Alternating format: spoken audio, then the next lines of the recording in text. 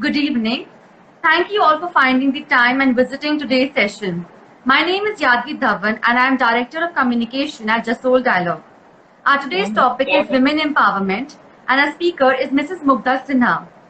Before we start, let me explain how you can talk to us during the webinar. If you have any questions during the webinar, you can write it in the chat box and then we will have a question and answer round in the end to answer those questions. Now we can begin. Our today's speaker is Mrs. Mugdha Sinha.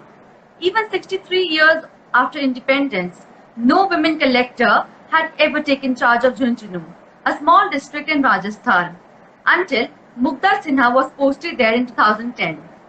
An IAS officer of the 1999 batch, she had already served in larger districts with over 30 to 40 lakh people. She assumed Jhunjhunu would be less complicated. Little did she know the challenges that a tenure of 6 months would throw on her.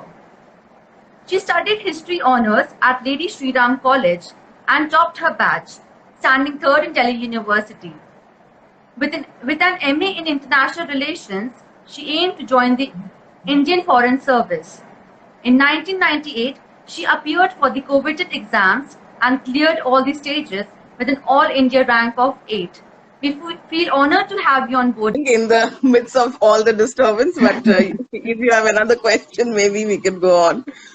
Yeah, if you want to add on something to the previous one, then you can. No, so maybe I'll just sum it up because I think there was so much of disturbance that it was probably not audible and I was getting distracted by the echo myself. But what if I just say that my own understanding of women's empowerment basically stems from the fact that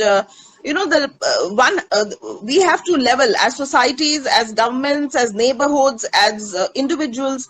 We have to level the playing field for everybody, especially for women, yes, because in various places from where we come, all across the globe, I think the platform has not been even.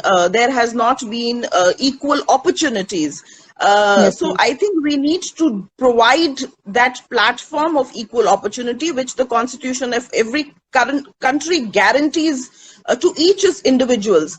We should move beyond veneration of, calling women Devi and stuff like that, for the simple reason that when you are venerating people, you are actually putting them on a pedestal and not considering them as individuals, right?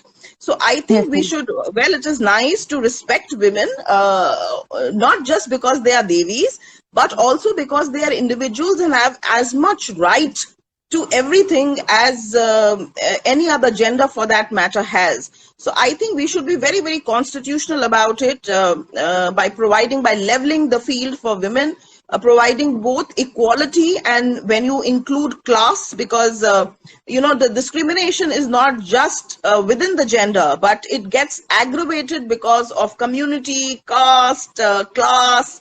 So the rich and divide. So everything impacts women more than it does any other community.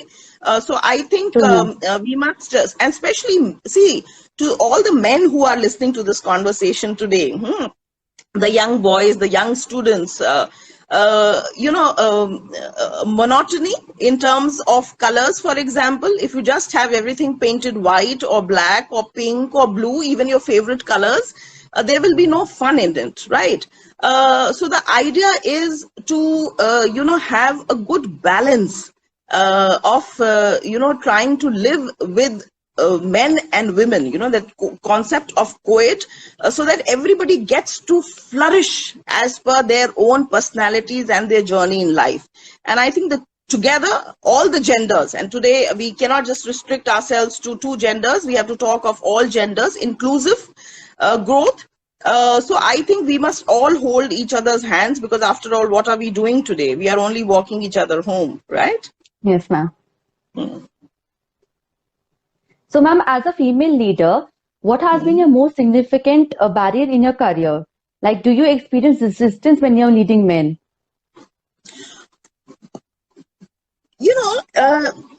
See, okay, let me answer this. I don't think gender has been a challenge. Because I would like to admit that once you become, educated and become part of prestigious service as this, you are definitely more empowered than, say, for example, the guard who was manning the apartment that I live in today, right? So it is a very, very complex understanding. You are not discriminated only because you are a woman. But maybe sometimes, yes, because you are a woman, and not because you are in any way disadvantageous, but because you are a woman and you are smart and you can hold your own pants together, can be very, very disarming for women, for men and women both. So sometimes it is your competency and the complexes which other people suffer from. So, you can be highly empowered and yet be discriminated against. So that is not, that really, I don't know how would you like to, understand that from a gendered lens. So sometimes it is not gender, sometimes it's very, very complex. So when people ask me about women's empowerment, I say, see, education does a whole lot of good to women. So everybody should educate themselves, and not just women, but also men. I always give them this example of the guard and say, tell me something. Do you think that the guard who's manning my apartment outside is more empowered than I am? But No. when he goes back home and he speaks to his wife, who may or may not be educated, right? He will not understand that today he probably, had to be nice and polite to me. I am a lady, and he goes back home and he is not able to hold that thing. So it is not about men and women, but it is about power dynamics, right? Also, to give you another example is the typical Saas Bahu thing that happens in India, right? Yes, ma'am. If the empowerment was an issue only between the genders, you would never have that historical conflict that we have seen depicted through movies and also in real lives. And you will not have those, dowry acts where you say that the typical Saas Bahu conundrum, the conflict that you have. It is because of this power dynamics which operates in not allowing the person who comes second. In the case of the Saas, who has always been there, she is the master or mistress of a household, and also of her son. The son has always listened to the mother, and suddenly you have a new entity who comes into the picture, and the son is paying more attention to her, and then the power dynamics gets affected. So I think if you have to understand women's empowerment, you also have to understand various layers, and all these layers are governed by the power dynamics. So I think we should equalize this power dynamics. We should ensure that the power dynamics don't exist. And I can also tell you, so I have also faced what you say. I won't say discrimination, but I have also found sometimes that for example, I'm Secretary Science and Technology, right? Yes, so when I joined, people wanted to know if I was from IIT. Right? And I said, no, I'm not from IIT. I'm from the humanities background, right? People have these biases, these prejudices, all these things. Some years back, people would not even expect women to come from IITs, for example, right? The topper of my batch was from IIT, right? So I think these are inbuilt historical, accumulated understandings, conditioning, I would say.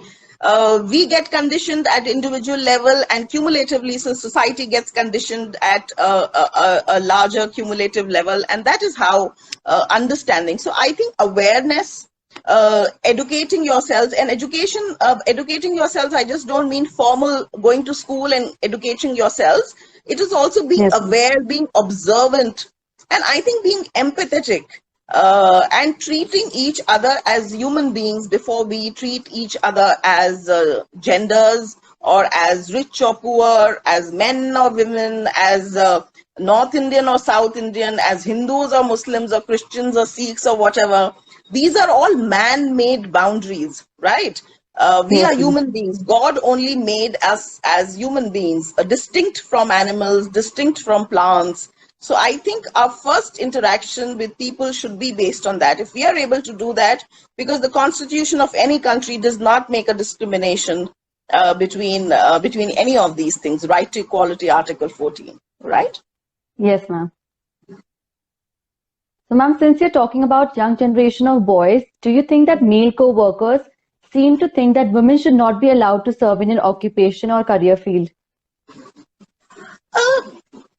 Do you face it? I should be asking you that question because, in my age, by the time I was in school and college 20 years back, I'm 21 years in the service today, I thought the times were changing, and I'm sure times have changed even more now, where there's so much of emphasis, not just by the government alone, but also I see in families itself, because everything begins in the households. No, your most important decisions about your children happen in the household, and they're happening individually, and then they suddenly accumulate in a neighborhood, in a society, in a colony, and then when you move and see the aerial picture, the macro picture, you realize that things are changing.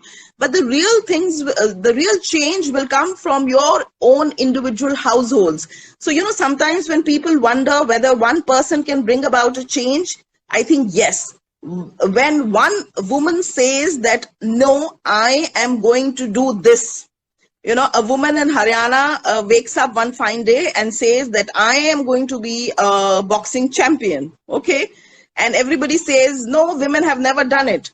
Or some 70-year-old lady wakes up and says, no, I am good at shooting and I am going to do shooting. Right.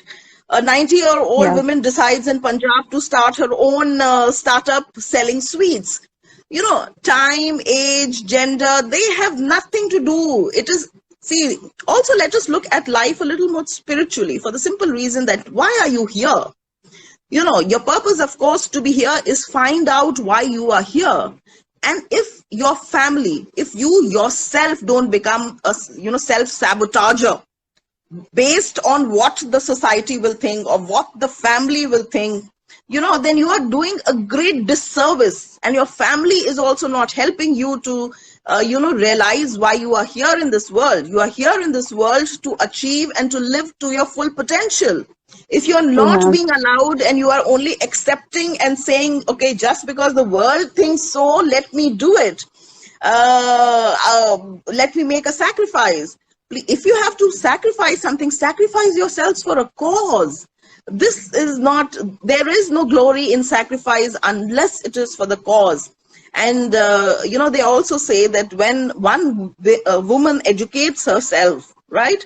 And education is not formal, right? Because I've seen women in the villages are far more, have far more common sense and are far more street smart at times, even without no formal education, because they are anyways bringing up their families. To all those people who ask about, experience, right? Experience, कि women को experience नहीं है, तो इनको कैसे हम ये, how do we allow them to be pilots, or how do we allow them to go and fight at the border because, we are scared of whether women will be able to do it. Then I want to ask everybody who's watching it today, when a lady gets married, right?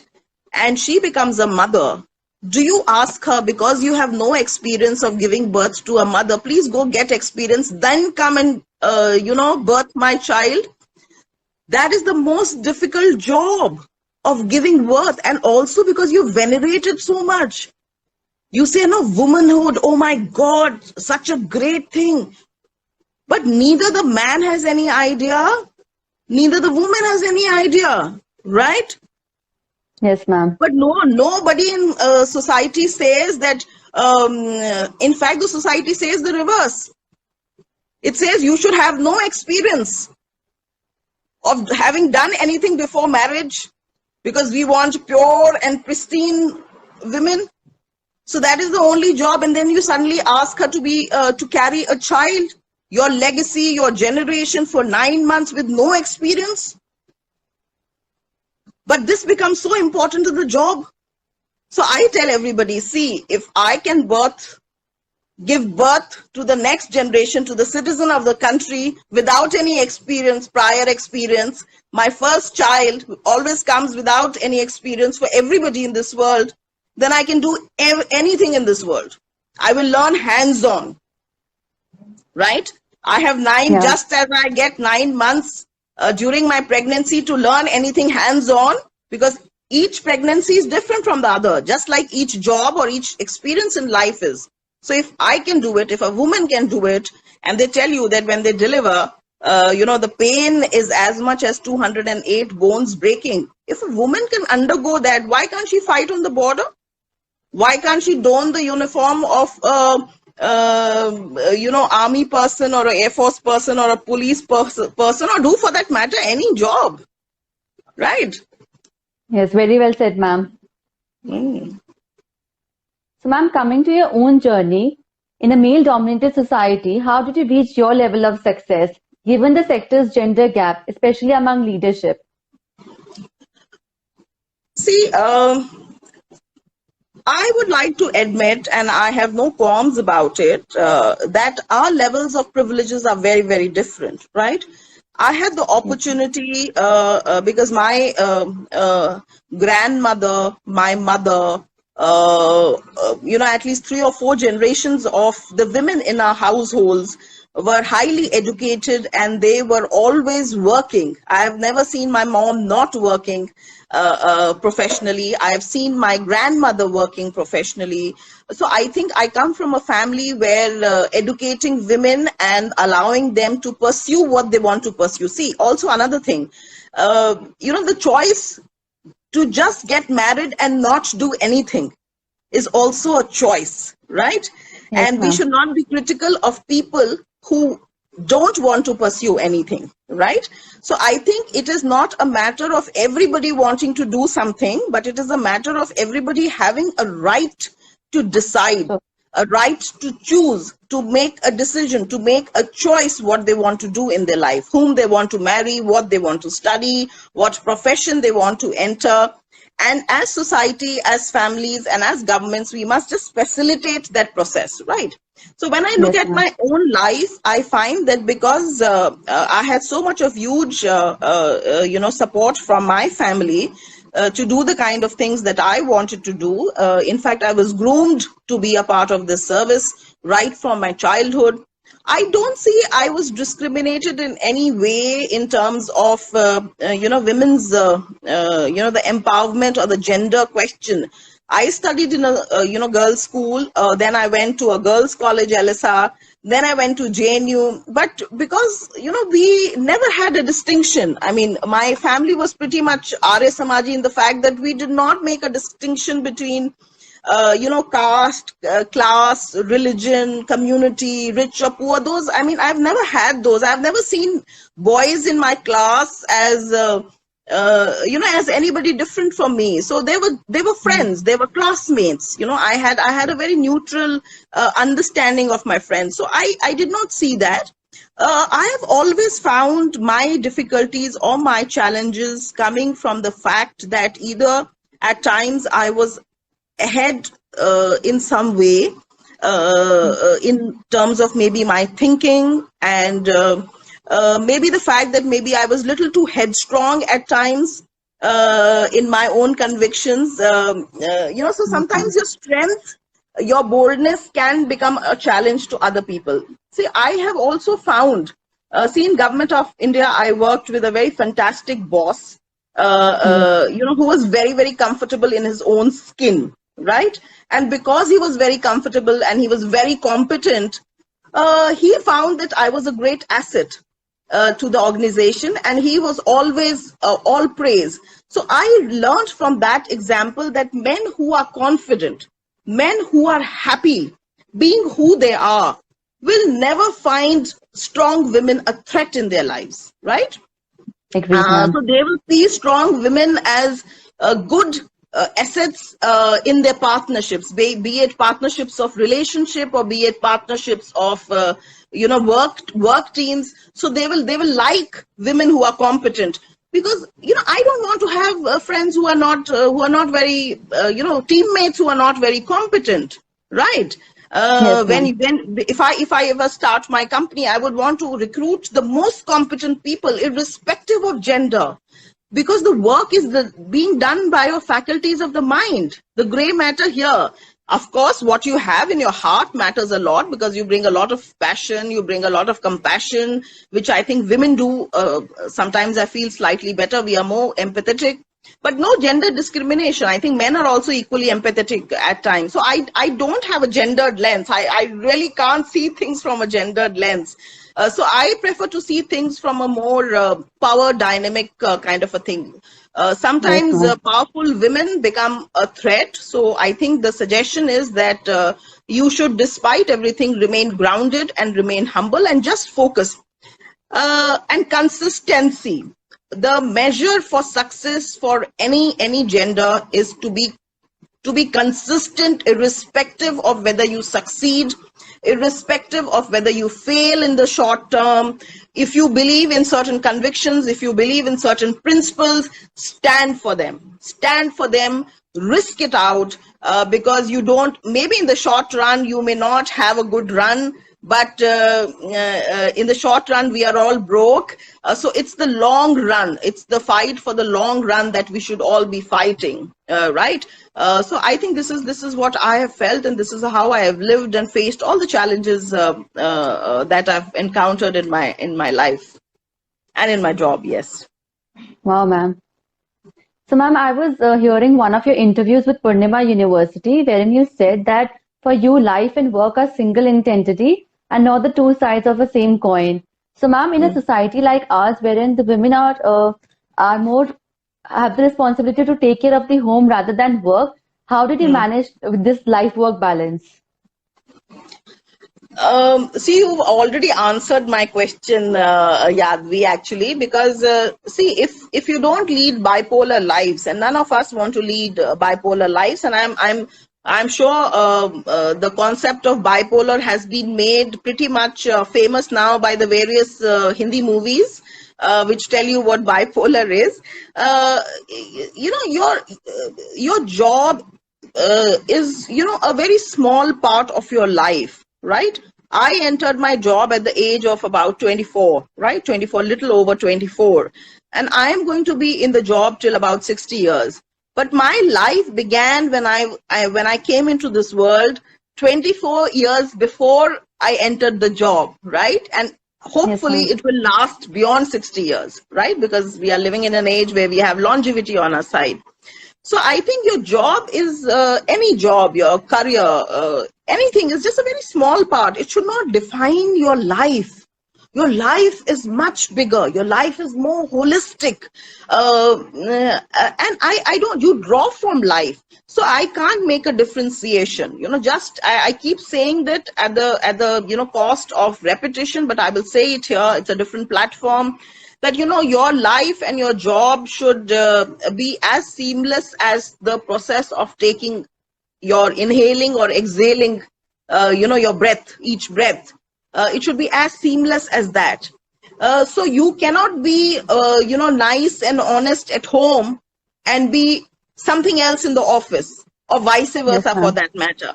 You know, the public should not say that, oh, madam is so good. But when you come home, the family says, I've not had a daughter who's as bad, you know. So you cannot be a different person. वो कहते हैं ना हिंदी में कहावत, हाथी के दिखाने के दांत अलग और खाने के दांत अलग, वो नहीं कर सकते हो आप, है ना? Because then I don't know, how can you live double lives, right?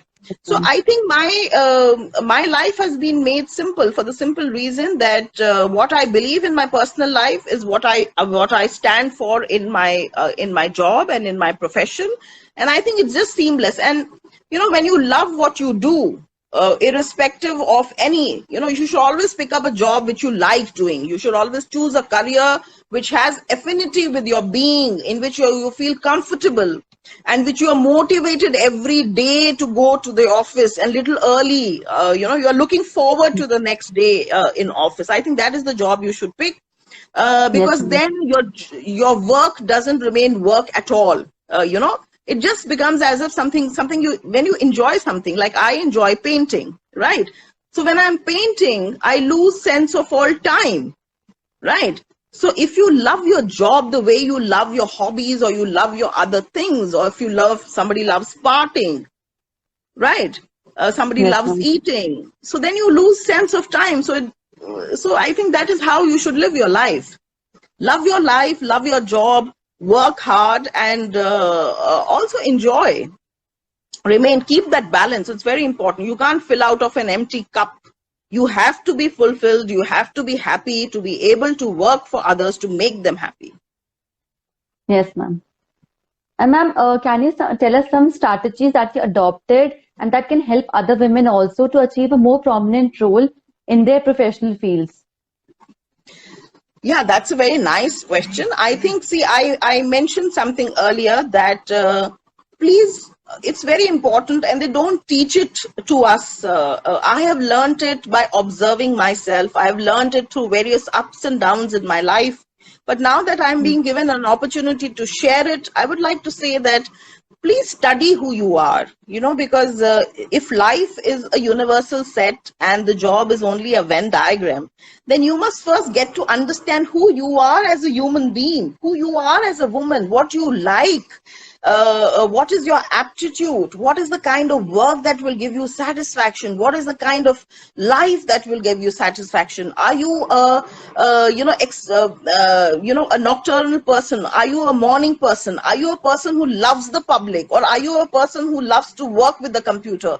Are you a gaming person? Do you have the qualities of a teacher in you? Do you want to teach? Do you have an innovative mind who wants to do innovation? Are you a tech person? Are you a nerd? Are you a geek? Are you an artist? What are you? What is your soul calling?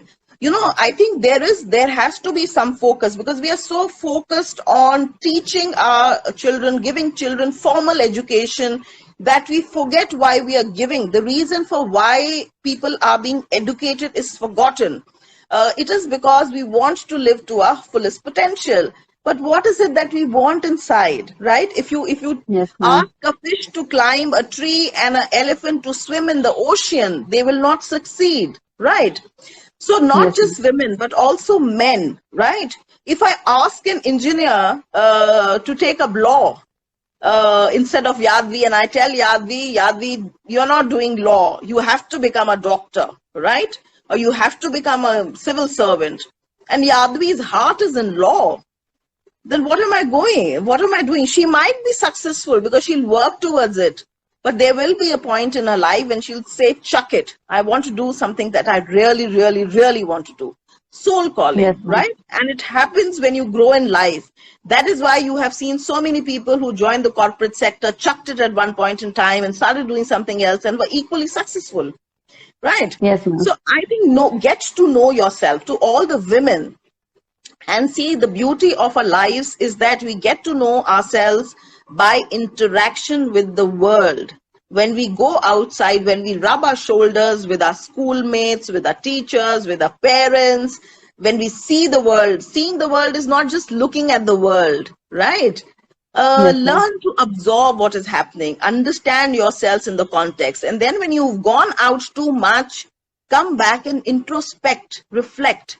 If you're able to do that early on in life, and if you're able to teach, grow out of all the conditioning, understand life on your own terms. If you're able to do that, I'm sure you'll not just be successful in your job, but also be successful and happy in your lives, right?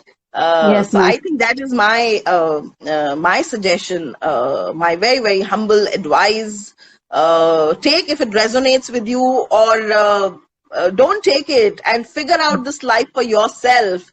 Because if you just listen to me and take it as the mantra, then again you are going against the spirit of what I am telling you. Figure out for yourselves what your life is meant to be, or what you are meant to do Yes, in this lifetime. Yes, ma'am. Thank you, ma'am, for your time. If anyone from our audience has any question, then you may write it in the chat box and then ma'am can answer those. So, ma'am, we have one question that technology development and women empowerment.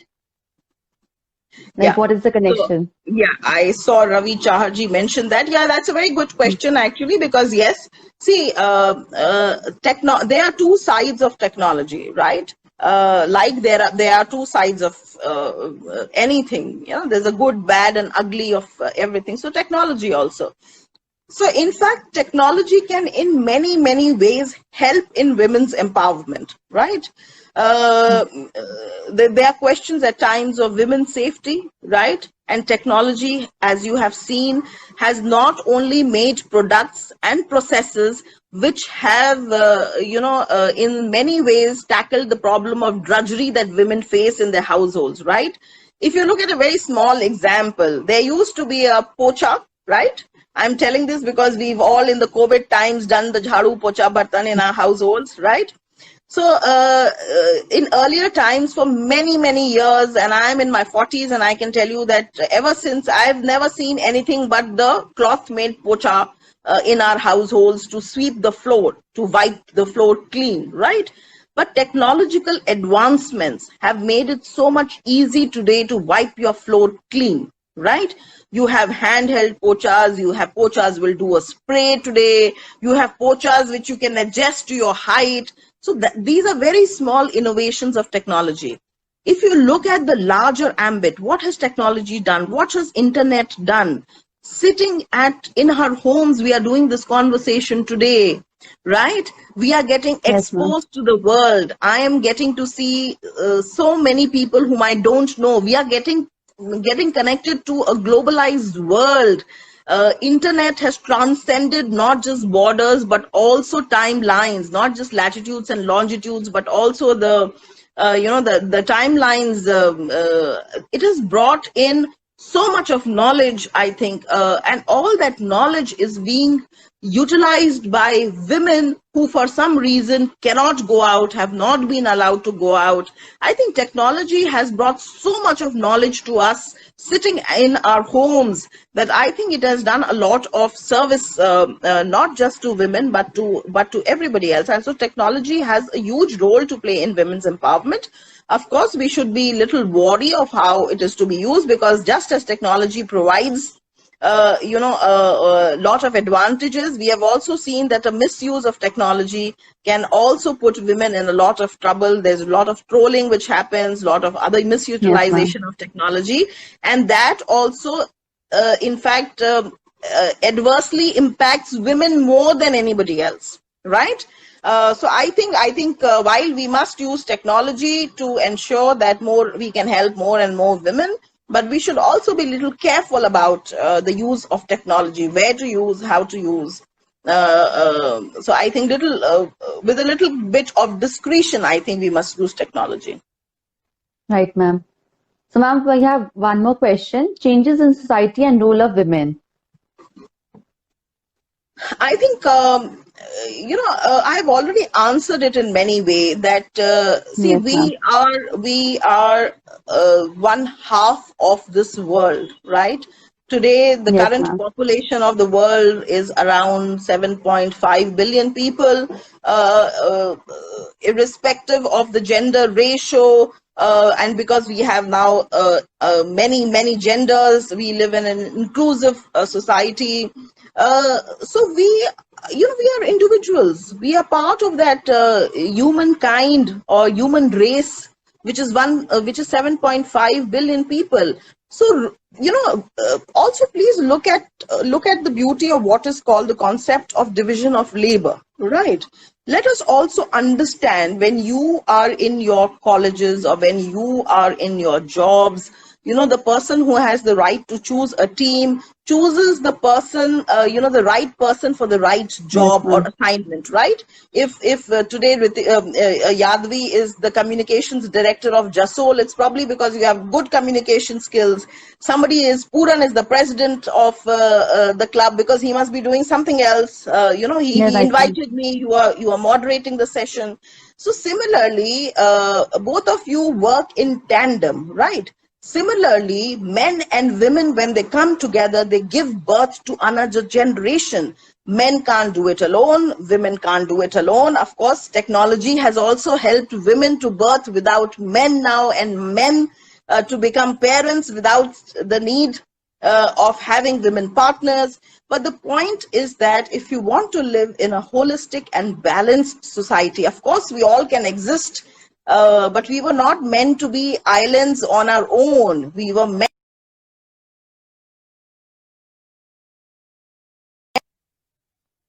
Yes, ma'am. To live in beautiful partnership, understanding the core competencies that women bring to the job. And the job can be a relationship, right? When I say job, I'm not necessarily saying a career alone. So I think men and women and everybody else, all genders should be able to work together. The role of women is to bring the nicer, the kinder, empathetic qualities in the world, and the role of women as mothers. And this is something that I really, really want to say, is to please bring up your male children and your female children without any discrimination, right? Please bring up your children without any discrimination. Please teach the men to be sensitive and respectful of women. Please teach them to be friends to women, so that you all contribute to making the society a better place. I don't want to hear कि मुझे तो मेरे parents ने लड़कों जैसा पाला है. I think these are times when we should say that my parents have given me values where I'm able to understand what the men contribute in a relationship, what women do, and we are individually both competent wholes of the, not just sums of the part, but wholes in ourselves, WHOLE, holes in the cells, complete parts in our, complete beings in ourselves. I think so that is how parenting should be done, so that, when people do get married, they can have better families, and they in turn can pass this concept of parenting to their children, so that we can have a better society, better neighborhood, and better communities around us who value men and women equally. Right, ma'am. Ma'am, we have one more question. Abusive online trolling is a barrier in women empowerment where women participate equal. Comments, please. Yes, absolutely right. I think I said in my earlier reply to my earlier question that it's not that trolling happens only to women. Men are also trolled. We have seen a lot of actors being trolled for what they say, but yes, it impacts women negatively, because the moment, and not just trolling is a concept of the social media times, but women have been, when I am driven to my office at times and my driver points out कि देखिए ma'am ये कैसे चला रहे हैं गाड़ी, तो I tell them कौन है ड्राइवर, औरत है आदमी है, जरा चेक करो, just to tell him, because I have often heard when I was growing up and I learned to drive a car when I was 11 years of age, I used to often hear people say on the road, today most women are driving, but at that time I have seen a lot of people who were driving their cars complained कि अच्छा लड़की चला रही है ना इसीलिए नहीं आता होगा, ये लड़कियां क्यों आ जाती हैं बाहर चलाने के लिए, इनको जब गाड़ी चलानी नहीं आती. But I have seen so many people in my life today who are men and who really don't know how to handle, how to back the car, how to drive a car. But they are not trolled. They are not trolled. Nobody says anything. This is just, maybe just a bad day for him kind of a thing, and people just ignore it. But it gets aggravated when you have a woman at the helm of the steering wheel.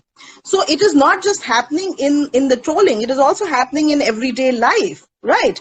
A man may wear a very indecent kind of a dress and move out and do kind of indecent things outside, but people just ignore it. A woman, by chance, she's not wearing a chunni or something, people will say, oh my God, people will start attacking her character. It becomes very easy for people to attack a woman's character, because that is where she is most vulnerable. But they don't do that to men. And then we say that, we put our women on the pedestal. Why? So I think that is a change in the mindset that I am expecting that the new generation will bring about, and it is already happening, and I'm hopeful that more of it will happen, and I think most of it will happen with more exposure and more education, some of it formal as well. Right, ma'am. Thank you, ma'am. Your words are very inspiring. I, on behalf of Jasol Dialogue and the entire crew, team, and even the audience, extend a very hearty vote of thanks to you, ma'am, for gracing your important work and sharing us with your opinions. A big thank to Mrs. Mugdha Sinha for her efforts towards women empowerment. Thank you, ma'am. Thank you very much, Yadvi, and thank you and good luck to your Jasol Dialogues. It was really interesting striking this conversation, because when I do these kind of conversations, I'm also not just speaking to everybody, but I'm also speaking and reminding myself of things that I may not be doing. I may not be doing on a very regular basis. So it was really nice to learn as part of this conversation. Thank you and good luck to your Jasol Dialogues. All the best to Thank you, everybody ma'am. who